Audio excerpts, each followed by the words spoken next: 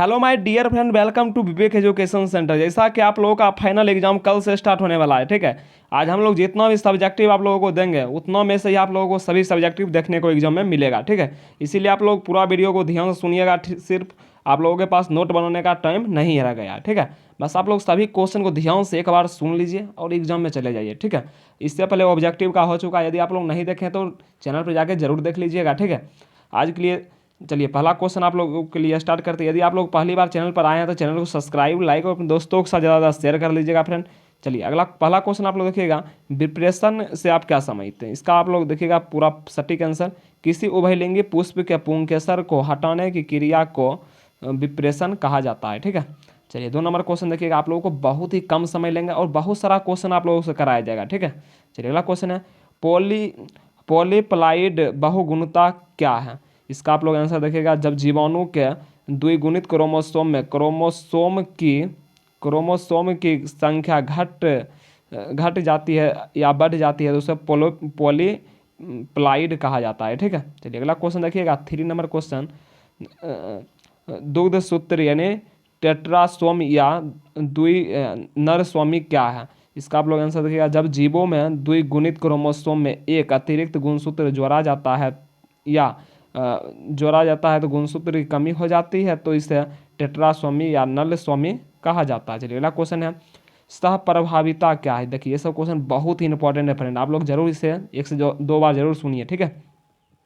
जब प्रभावी लक्षण या अप्रभावी लक्षण का प्रभाव समान रूप से संतान में दिखाई देता है तो उसे सप्रभाविता कहा जाता है। जैसे मानव रक्त समूह ABO है, ठीक है।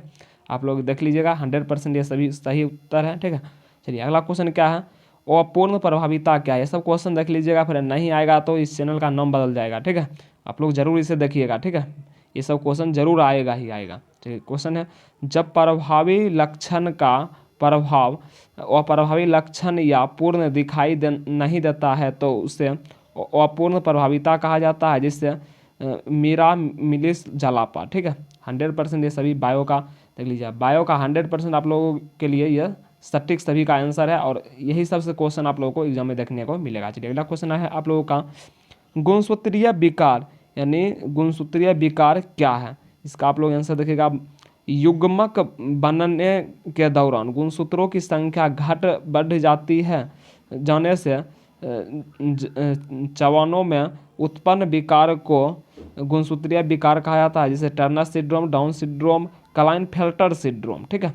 चलिए अगला क्वेश्चन आप लोग देखिएगा फ्रेंड, बिंदु उत्परिवर्तन क्या है, ठीक है। DNA के एकल कार पुग्म के परिवर्तन या अपरिवर्तन को जन्म देता है तो चिन्द उत्परिवर्तन कहा जाता है। रक्त के 2 कार्य देखिए, रक्त का कार्य जरूर आप लोग याद कीजिएगा, पाओ को भरने में मदद करता है, शरीर के तापमान को नियंत्रित करता है, ठीक है।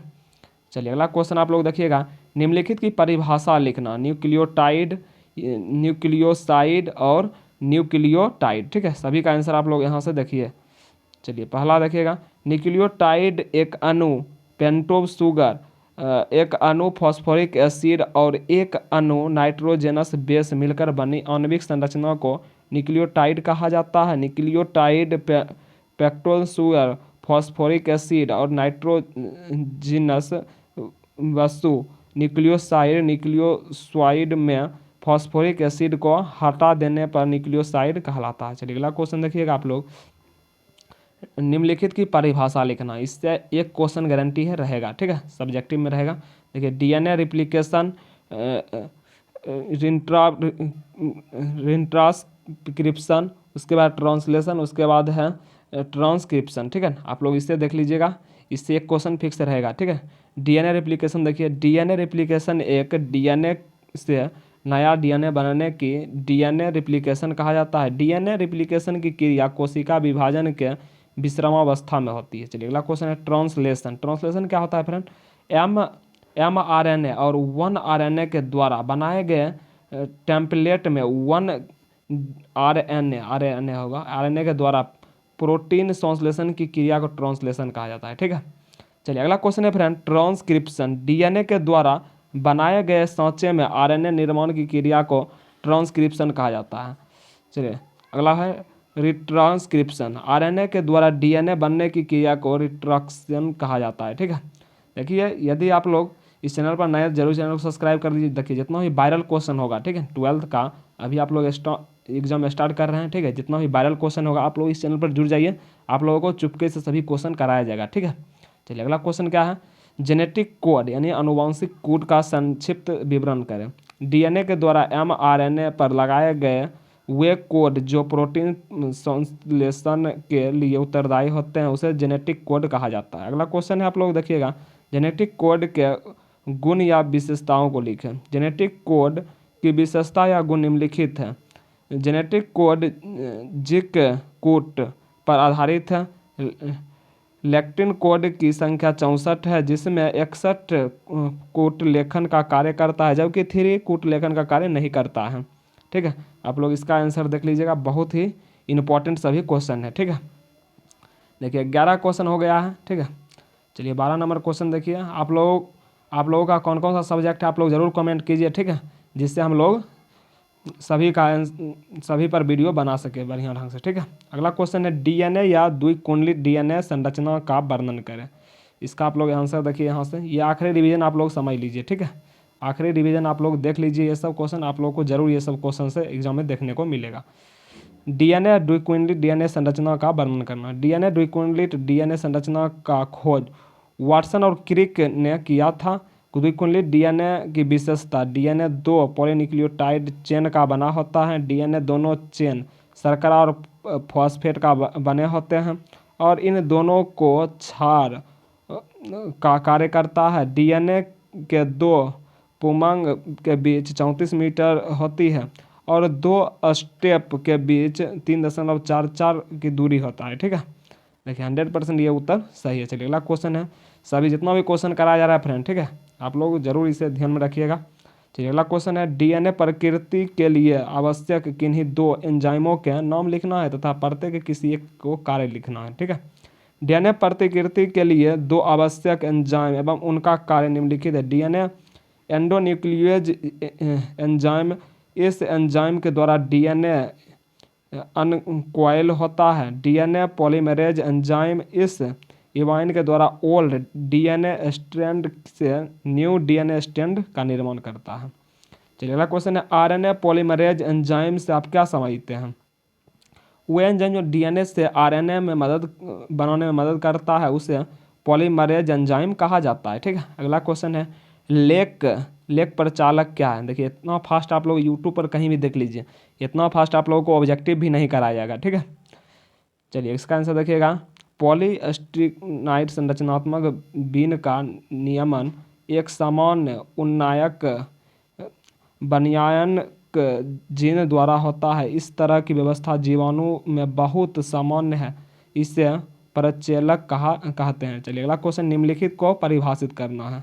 इससे भी एक क्वेश्चन आप लोग फिक्स रखिएगा, समजात अंग, असमजात या विषमजात या समवर्ती अंग। ठीक है, इसका आंसर रखिएगा, समजात अंग किसे कहते हैं।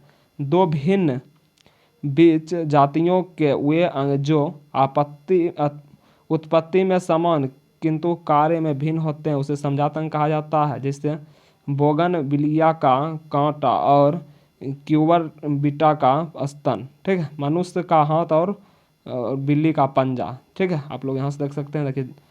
देखिए इसका असमजात या विषमजात अंग, देखिए जातियों के वैसे अंग जो उत्पत्ति में भिन्न भिन्न परंतु कार्य में समान होते हैं वह समजात अंग कहा जाता है। ठीक है, अगला क्वेश्चन है, जीवाश्म किसे कहते हैं। जीवाश्म आप लोग इसे याद रखिएगा। जीवाश्म देखिए, जीवाश्म भूगर्भ में दबे मृत जीवों के अवशेष या चिन्ह को जीवाश्म कहा जाता है। जीवाश्म आयु यानी 14 डेटा प्रणाली द्वारा लगाया जाता है। चलिए अगला क्वेश्चन है, विकास या जैव विकास से आप क्या समझते हैं।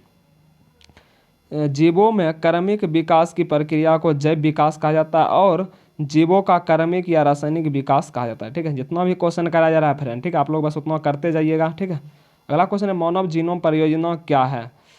Human genes project. चलिए इसका देखिए, 1990 में अमेरिका की एक कंपनी ने एक नए परियोजना की शुरुआत की जिसमें किसी व्यक्ति के एक कोशिका में उपस्थित जीन की संरचना एवं कार्यों का पता लगाना था, जिसे मानव जीनोम कहा जाता है। चलिए अगला क्वेश्चन है, मानव जीनोम परियोजना की विशेषता। देखिए मानव जीनोम परियोजना की पहले विशेषता देख लीजिएगा।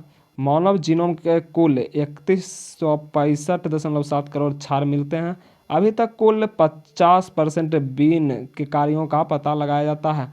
सबसे बड़ा गुणसूत्र पहला बोरा और सबसे छोटा गुणसूत्र वाई होता है। ठीक है, चलिए आरएनए क्या है, आरएनए का प्रकार लिखना। ये तो आप लोग 100% याद कर लीजिए, ये क्वेश्चन आएगा। ठीक है, 100%।